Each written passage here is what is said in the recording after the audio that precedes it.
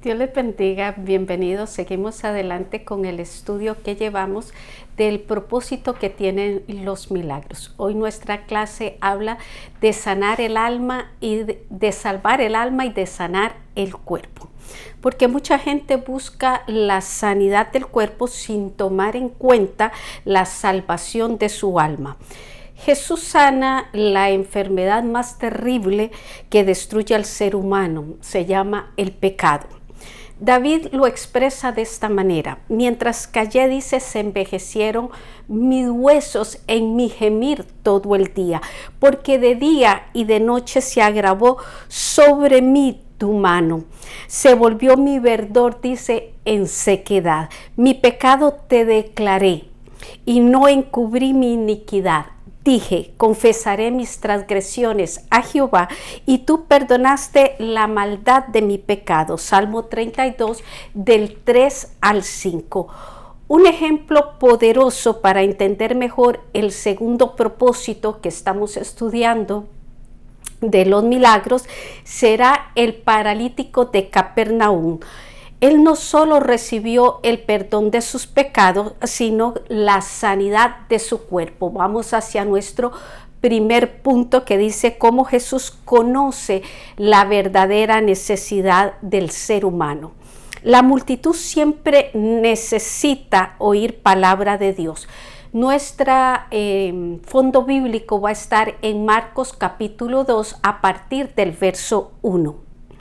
Dice el verso 1, Jesús volvió a Capernaum. Su ausencia de ahí, porque era el centro de sus operaciones, se debió a un recorrido que hizo en toda Galilea. Ahí mismo lo confirma Marcos 1:39. Después sigue diciendo, después de algunos días se oyó que estaba en casa, lo cual se convirtió en noticia en toda aquella ciudad de Capernaum. Verso 2, e inmediatamente dice que se juntaron muchos, de manera que ya no cabían ni aún a la puerta. El punto de reunión fue una casa. Y dice que fueron muchos los que fueron a oírle. Jesús traía esperanza, Jesús traía fe para los necesitados. Y este verso termina diciendo que Él les predicaba la palabra.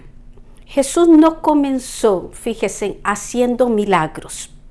Comenzó con la palabra de Dios, que es viva, eficaz y más cortante que toda espada de dos filos. Dice que penetra hasta partir el alma y el espíritu y las coyunturas y los tuétanos. Ella dice que discierne nuestros pensamientos y las intenciones del corazón. Hebreos 4:12.b.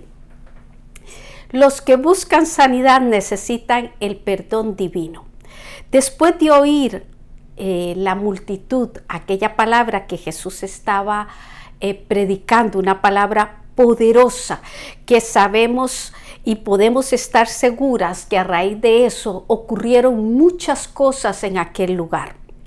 Verso 3, pero Marcos concentra su relato en el cuadro que vamos a estar analizando, que es uno de los más conmovedores y de gran profundidad, con una manifestación de compañerismo, de amor, de fe y de victoria. Veamos los detalles. Una era que habían 4 amigos, o pudieron haber sido también familiares, llenos de compasión y fe, y llevaron a aquel paralítico a Jesús. En el verso 4 seguimos con el punto número 2, que era la fe. Dice que vence cualquier obstáculo.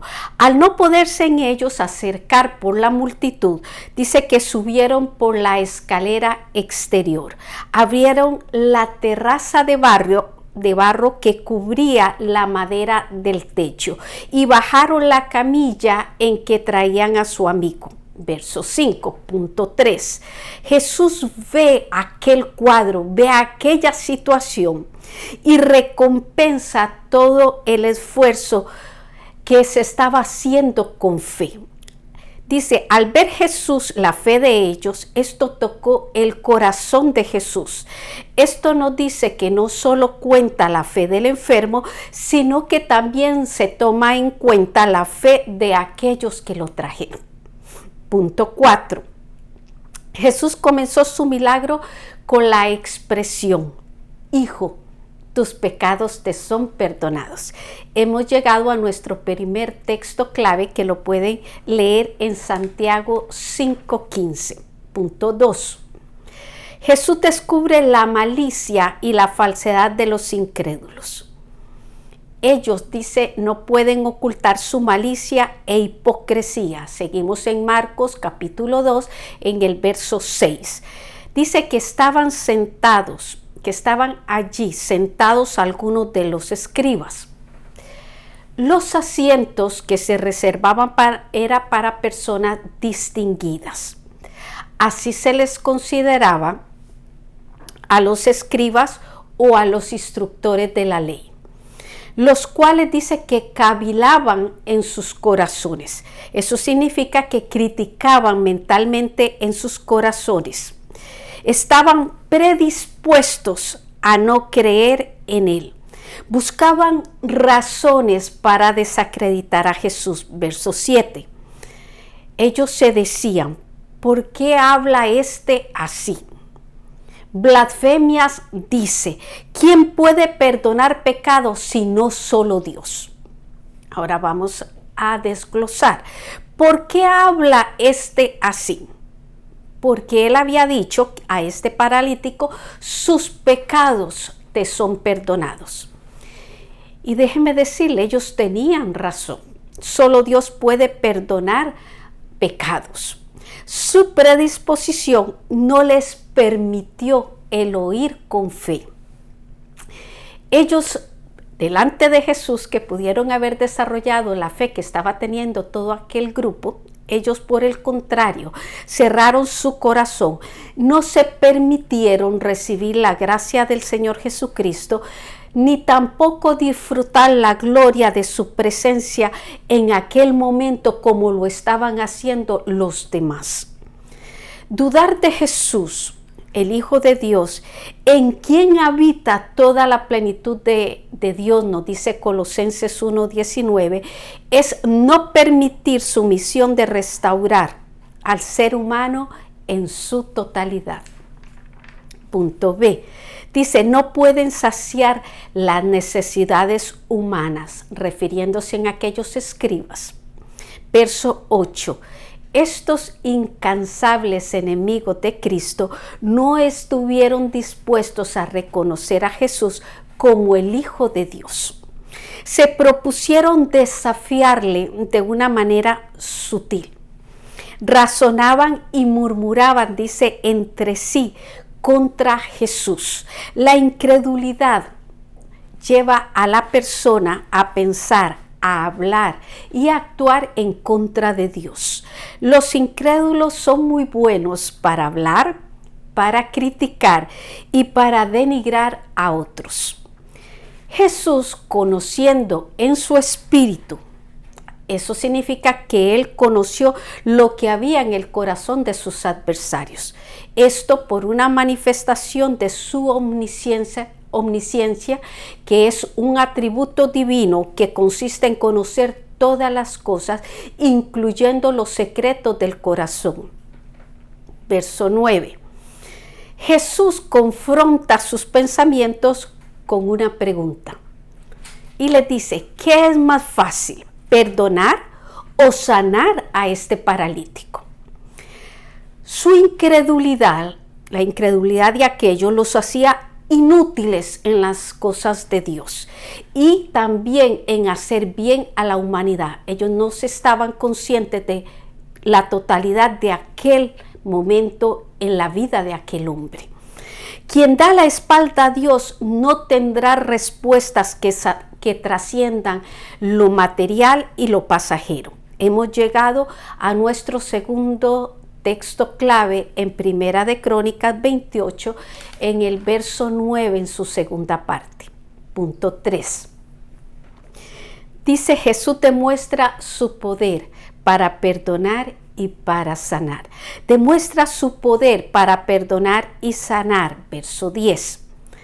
Se puede creer que aquellos pensaron dentro de sí que era fácil pretender tener la capacidad de impartir perdón porque esto se hace en un ámbito invisible, o sea, que le era posible a Jesús engañar a otros.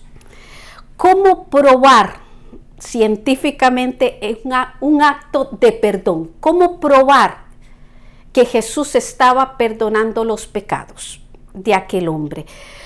Porque los incrédulos excluyen todo acto de fe y la obra de Dios en el ser humano. Pero el Señor, que no deja a nadie sin la oportunidad de creer, les dice: para que sepáis que el Hijo del Hombre tiene potestad en la tierra para perdonar pecados. Ahora vamos a ver cada frase lo que contiene. Dice: para que sepáis. La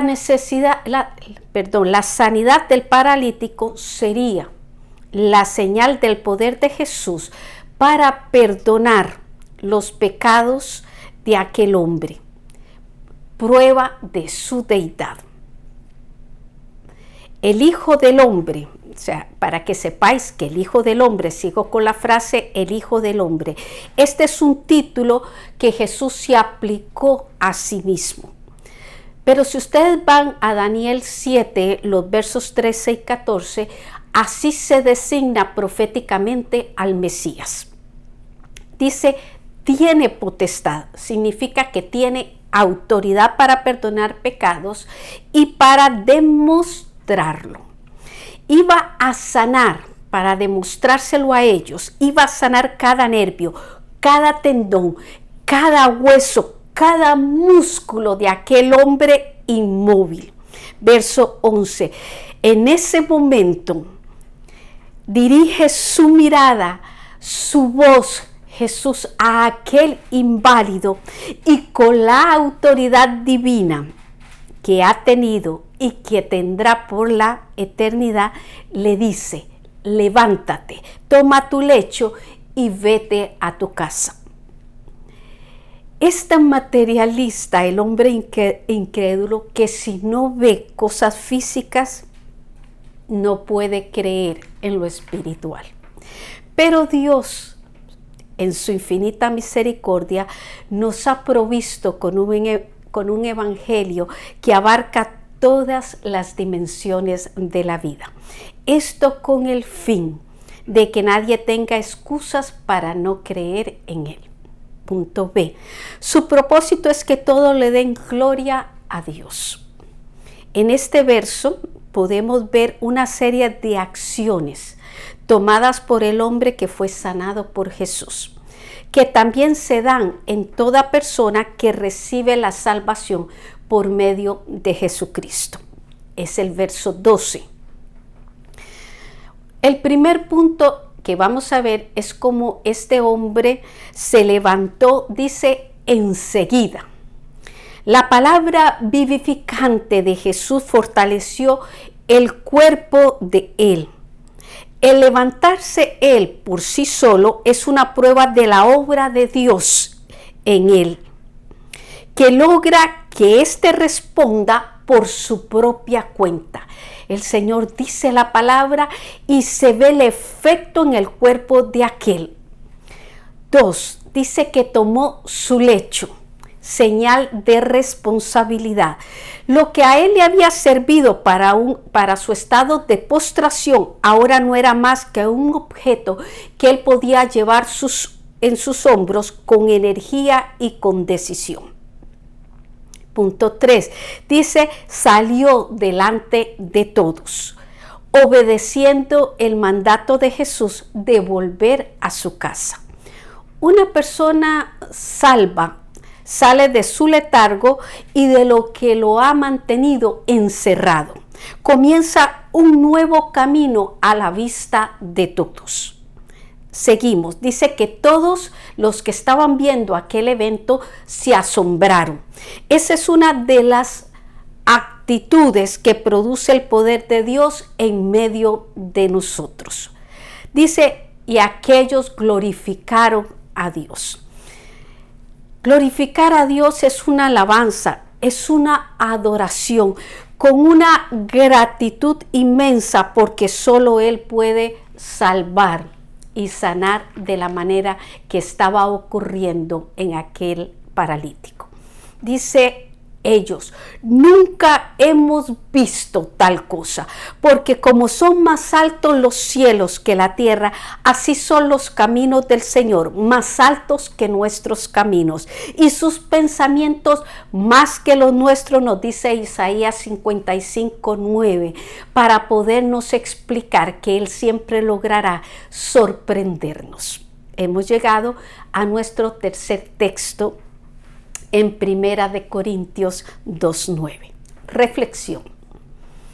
Hemos estudiado uno de los cuadros más representativos de la obra evangelística del Señor. Por un lado, tenemos el ejemplo del compañerismo y de la cooperación de los amigos del paralítico que se esforzaron para llevarlo a Jesús. Pero por el otro, tenemos a Jesús, movido por la fe de aquellos, salva y sana a aquel hombre. Oportunidad que se aprovecha para mostrar la divinidad de Jesús.